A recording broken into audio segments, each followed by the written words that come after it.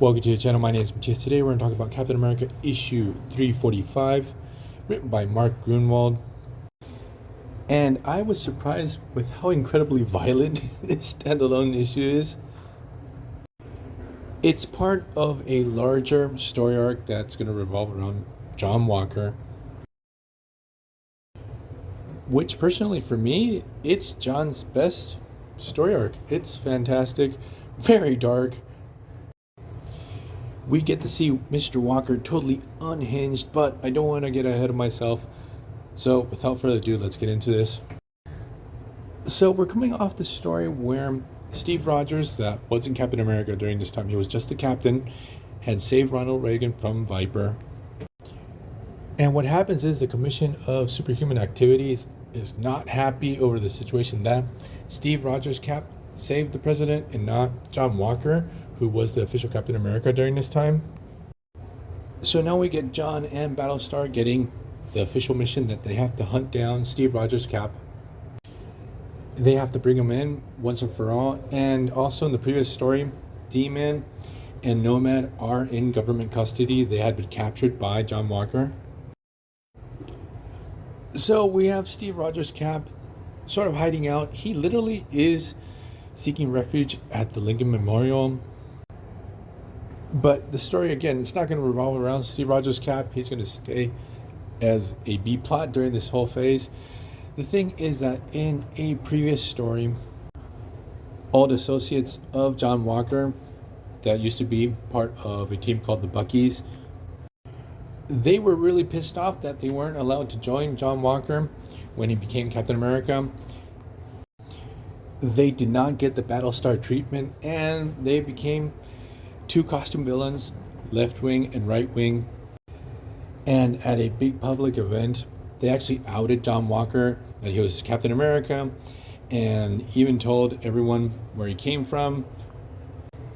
So now at the beginning of this story, we have this terrorist group called the Guardsmen, who John Walker had infiltrated in also an earlier story, and actually beat the living crap out of many of its members and threw a ton of them into the slammer.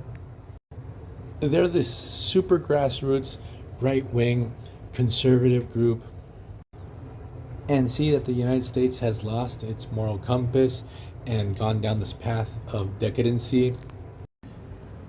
Also, you can see in a couple of panels that they're rocking the Confederate flag. Oh man, I just realized I called them the Guardsmen. No, they're not the Guardsmen. They're the Watchdogs, okay? Sorry about that. They actually break into John Walker's parents' house and take them hostage. They want to take vengeance on him, especially because he really humiliated the Watchdogs. So what happens is John Walker gets the news that his parents have been kidnapped. He actually ignores that the government has sent him on this mission to take down this group of rebel mutants called the Resistance. So he starts hunting down the Watchdogs, and he ends up at this rendezvous point.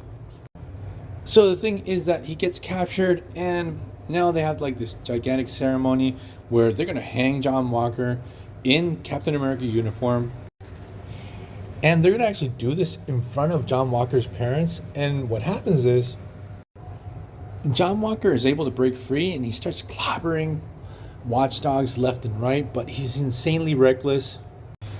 The thing is that we have like the Watchdogs shooting at John Walker. The whole battle is very, very visceral.